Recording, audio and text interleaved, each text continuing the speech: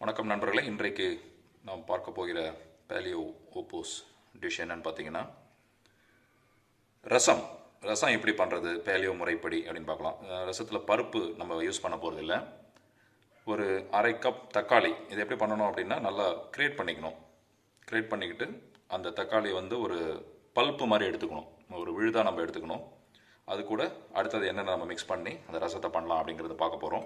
So தக்காளி இந்த மாதிரி நீங்கள் வந்து நல்லா கிரேட் பண்ணி அதை வந்து ஒரு பல்ப்பு மாதிரி நீங்கள் வந்து ஆக்கிடணும். நல்ல ஒரு பழுத்த தக்காளியாக இருந்ததுன்னா போதும். நமக்கு தேவை வந்து ஒரு அரை கப் அளவுக்கான அந்த தக்காளி பல்ப்.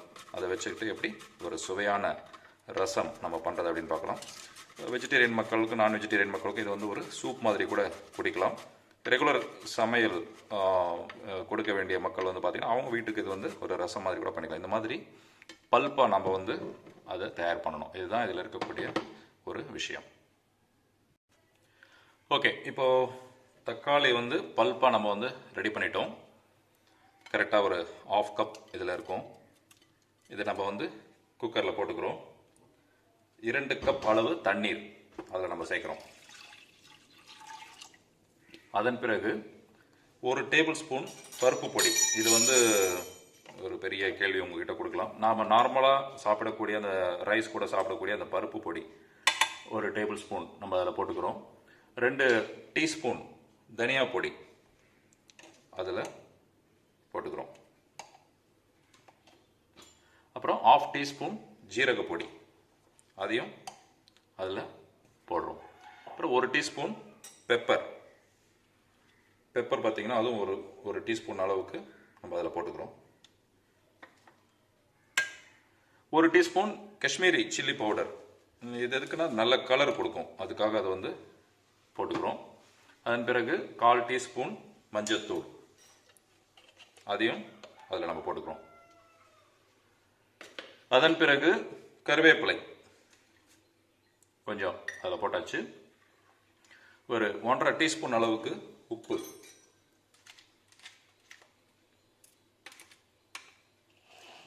அதில் போட்டுக்கிறோம்.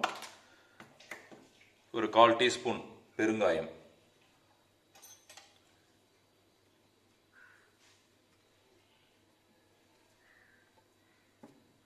அதையும் அதில் போட்டாச்சு. அதுக்கப்புறம் என்ன, குக்கரை க்ளோஸ் பண்ணுறோம். அதுக்கப்புறம் டைமர் ஆன் பண்ணுறோம். 6 நிமிடங்கள் அல்லது ஒரு விசில், அவ்வளோதான் இதில் வந்து நம்ம பார்க்க வேண்டியது. குக்கர் ஆன் பண்ணியாச்சு. 1200 வாட்ஸ் டைமர் ஆன் பண்ணிட்டோம். 6 நிமிஷம் அல்லது ஒரு விசில், இதுதான் இந்த ரசத்திற்கான கணக்கு. பருப்பே இல்லாமல் தக்காளியை வைத்துக்கொண்டு நல்ல கமகமன் வாசம் கொடுக்கிற ஒரு ரசம் எப்படி தயார் பண்ணுவது? பேலியோவில் பருப்பே இல்லைன்னு சொல்லிட்டாங்களே அப்படின்றதுக்காக ஒரு ஸ்பூன் அளவு நம்ம வந்து அந்த பருப்பு பொடியை நம்ம அதில் போடுறோம். மற்றது எல்லாமே அந்த ஸ்பைசஸ் பவுடர் தான் இதில் மேஜிக்கு, வேறு எதுவுமே இல்லை. 1/2 கப் தக்காளி, ஒரு நல்ல ஒரு ஸ்மெல் கொடுக்கக்கூடிய, பசியை தூண்டக்கூடிய ஒரு ரசம். இந்த ரசம் இது என்னுடைய ஃபேவரட்டில் ஒன்று. என்னுடைய குழந்தைகளும் விரும்பி இதை சாப்பிடுவாங்க. இது முடிந்த உடனே என்ன பண்ணுறோம் அப்படின்னு பார்த்தீங்கன்னா 6 நிமிஷம் அல்லது முதல் விசில் வந்த உடனே அடுப்பு ஆஃப் பண்ணுறோம். ப்ரெஷர் ரிலீஸ் பண்ணலாம் அல்லது வேண்டாம், அது உங்களுடைய விருப்பம். நம்ம ப்ரெஷர் ரிலீஸ் பண்ணிவிட்டு ஓப்பன் பண்ணிவிட்டு அதன் பிறகு அதில் என்ன பண்ணுவோம் அப்படின்னு பார்த்தீங்கன்னா இன்னும் ஒரு 1/2 கப் தண்ணீர் அதில் நம்ம சேர்க்கலாம். அதன் பிறகு கொஞ்சம் கொத்தமல்லி, நம்மளுடைய தடுக்கா அதையும் போட்டு மிக்ஸ் பண்ணியாச்சுன்னா அந்த ரசம் ரெடி. இவ்வளவுதான் இந்த ரசத்தில் இருக்கக்கூடிய ஒரு பெரிய சமையல் நுணுக்கம். இதுக்கு மேலே எதுவும் இல்லை. ரொம்ப சிம்பிளாக, விரைவாக, வாசனையாக, டேஸ்டாக செய்யக்கூடிய ஒரு ரசம். குளிர்காலத்தில் இது வந்து ரொம்ப ஒரு அற்புத பானமாக இது இருக்கும். நீங்கள் முயற்சித்து பார்க்கலாம். குழந்தைகள் நிச்சயமாக இதை வந்து விரும்புவாங்க. ஏன்னா அந்த ஸ்மெல், அந்த டேஸ்ட் ரொம்ப அருமையாக இருக்கக்கூடிய ஒரு ரசம் இது.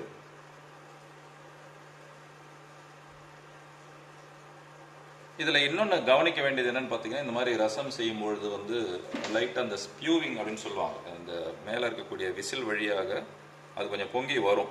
அது வந்து பார்த்து நம்ம பயப்பட வேண்டிய அவசியம் இல்லை. இது மேலெல்லாம் அந்த அடுப்பெல்லாம் தெரிக்குது அப்படின்னு நீங்கள் நினச்சிங்கன்னா ஒரு பேப்பர் டவல் எடுத்து அப்படி நீங்கள் இப்படி போட்டுட்டிங்கன்னா போதும். அது சுற்றிலும் அந்த தெரிக்காமல் அதுக்குள்ளேயே முடிஞ்சிடும். க்ளீன் பண்ணுறதுக்கும் ஈஸி.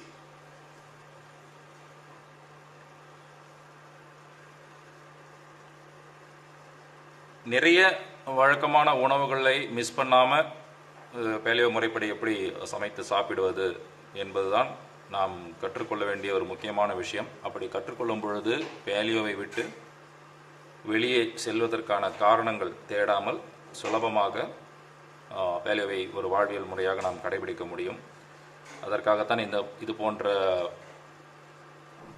சுலபமான சமையல் முறைகள் நாம் கொண்டு வரோம். யாராலும் எளிதில் சமைக்கக்கூடிய பேலியோ உணவுகள் நமக்கு தெரிந்தால் சுலபமாக யாருடைய உதவியும் இன்றி நாமே நமக்கான உணவை சமைத்து ஆரோக்கியமாக சாப்பிட்டு கொள்ளலாம் என்பதுதான் இதில் உள்ள ஒரு அடிப்படை. இதற்காகத்தான் இது போன்ற வீடியோக்கள் இங்கே பகிரப்படுகின்றன. மெயின்டெனன்ஸ் பேலியோவுக்கு நீங்கள் போகிறீங்க அல்லது உங்களுடைய குடும்பத்தினருக்கு நீங்கள் ஒரு ஆரோக்கிய சமையலும் கொடுக்கணும். அவங்க பேலியோவுக்கு வரல, பேலியோ அவங்களுக்கு பிடிக்கலைன்னா கூட ஒரு ஆரோக்கியமான ஒரு பதார்த்தத்தை நீங்கள் சமைத்து கொடுக்கவும் இது போன்ற வழிமுறைகள், ரெசிபிகள் உங்களுக்கு உதவும். கிட்டத்தட்ட 4 நிமிடங்களாக போகிறது. இன்னும் முதல் விசில் நமக்கு வரல. அதிகபட்ச சமையலே இதில் 6 நிமிஷம்தான். மீண்டும் ஒரு முறை எப்படி நம்ம இதை செஞ்சுருக்கோம்னா, தக்காளி ஒரு 1/2 கப் அளவு தக்காளி இந்த பல்ப்பு மாதிரி அதை கிரேட் பண்ணி அதை போட்டிருக்கோம். 2 கப் தண்ணி விட்டுருக்கோம். தேவையான பொடிகள் நம்ம அதில் கலந்துருக்கோம். கருவேப்பிலை போட்டிருக்கோம். இப்போவே நல்ல ஒரு வாசம் வருகிறது.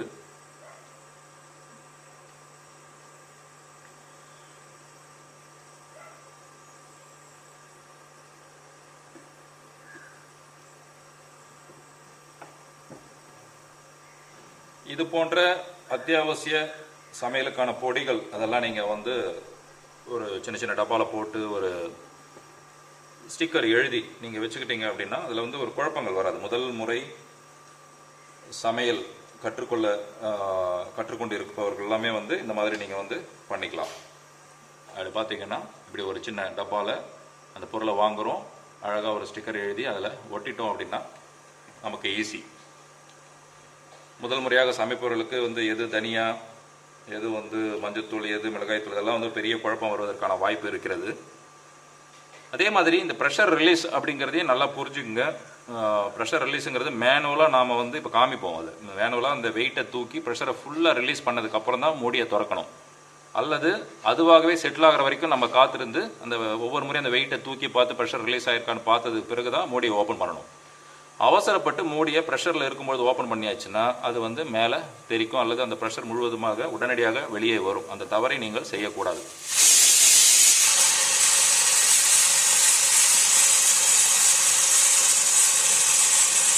கிட்டத்தட்ட 5.5 நிமிஷம் ஒரு விசிலுக்கு ஆஃப் பண்ணிட்டோம். பார்த்தீங்க அப்படின்னா அந்த ஸ்பியூவிங் வந்திருக்கு, நீங்கள் அதை பார்க்கலாம். இப்போ நம்ம ரெண்டும் சொன்னோம். ஒன்று நீங்கள் ப்ரெஷர் ரிலீஸ் பண்ணுறதா இருந்தாலும் பண்ணலாம், அல்லது நீங்கள் வெயிட் பண்ணலாம். அப்படி வெயிட் பண்ணி திறக்கும் பொழுது ஒரு பிரச்சனையும் இல்லை. ப்ரெஷர் ரிலீஸ் பண்ணுறீங்க அப்படின்னா பொறுமையாக இந்த மாதிரி ஸ்பியூவிங், அதாவது வெளியே கசியக்கூடிய உணவு வகைகள் நீங்கள் சமைக்கும் பொழுது நீங்கள் கவனிக்க வேண்டியது என்னன்னு பார்த்தீங்கன்னா, மெதுவாக நீங்கள் முதல்ல திறந்து பார்க்கணும். ஸ்பியூவிங் வருதுன்னா வெயிட் பண்ணலாம். பொறுமையாக அந்த ப்ரெஷர் பொங்கி மேலே வந்திருக்கும். அதனால் உங்களுக்கு பார்த்தீங்கன்னா நீங்கள் ஓப்பன் பண்ணும்போது அது இருக்கக்கூடிய ஒரே எக்ஸிட் பாயிண்ட் இதுதான் அப்படிங்கிறதுனால அது வழியாக வெளியில் வரத்துக்கு தான் அது பார்க்கும். அந்த பொங்கக்கூடிய விஷயங்கள் தணிந்த பிறகு நீங்கள் ஓப்பன் பண்ணும்பொழுது வெறும் ஆவி மட்டும்தான் வெளியில் வரும். அதன் பிறகு நீங்கள் மூடியை திறக்கலாம். முழுவதுமாக ஆவியை வெளியேற்றி விட்டு தான் அந்த ஸ்டீம் வெளியே போனதுக்கு பிறகு தான் நீங்கள் மூடியை திறக்கணும். அது மட்டும் தயவுசெய்து முதல் முறையாக சமைப்பவர்கள், குக்கரை பயன்படுத்தாதவர்கள், முதல் முறையாக இது போன்ற சமையலில் ஈடுபடுபவர்கள் தெரிந்து கொள்ள வேண்டிய அடிப்படை விஷயம் இதுதான். அதனால் இப்படி ஓப்பன் பண்ணி இப்போ பார்த்தீங்கன்னா ஸ்பியூவிங் இல்லை, வெறும் அந்த ஆவி மட்டும்தான் வருது. இது நம்ம தைரியமாக பண்ணலாம். மேனுவலாக இப்போ நான் ரிலீஸ் பண்ணுறேன். ஃபுல்லாக அந்த ஆவியை அது திறந்து பார்த்தீங்கன்னா இந்த மாதிரி சத்தமே வரக்கூடாது. இதுதான் சரியான உள்ள எல்லா ப்ரெஷர் ரிலீஸ் ஆயிடுச்சு அப்படி என்பதற்கான அடையாளம். அதே போல் முழுவதுமாக நீங்கள் வெளியேற்ற உடனே மூடியை திறந்து விட வேண்டும். நீங்கள் ஃபுல்லாக ஓப்பன் ஆகிடுச்சுன்னு சொல்லிட்டு நீங்கள் இதை அப்படியே விட்டுட்டு வேறு ஏதாவது வேலை வச்சு பண்ணிங்கன்னா அதுக்குள்ளே திருப்பியும் அதில் இந்த ப்ரெஷர் டெவலப் ஆகிருக்கும். நம்ம ஓப்பன் பண்ணுறோம். கல்யாண ரசம் கமகமன்னு வந்து தயாராகிருக்கு. இப்போ இதில் நம்ம என்ன போடணும் அப்படின்னு பார்த்தீங்கன்னா, ஒரு 1/2 கப் தண்ணி நம்ம அதில் விடுறோம். நம்ம எவ்வளோ தேவையோ அதுக்கேற்ற மாதிரி நம்ம அதை லிக்விட் பண்ணிக்கலாம். அதுக்கப்புறம் கொத்தமல்லி அதில் போடுறோம். தேவைப்பட்டால் ரச பவுடர், உங்களுக்கு பிடித்தமான இந்த ரச பவுடர் நீங்கள் வந்து அதில் கலந்துக்கலாம். தேவைப்பட்டால் தடுக்காவும் நீங்கள் வந்து அதில் கலந்துக்கலாம். ஸோ நான் கொஞ்சம் ரச பவுடர் அதில் போடுறேன். தடுக்கா கொஞ்சம் அதில் நான் சேர்க்குறேன்.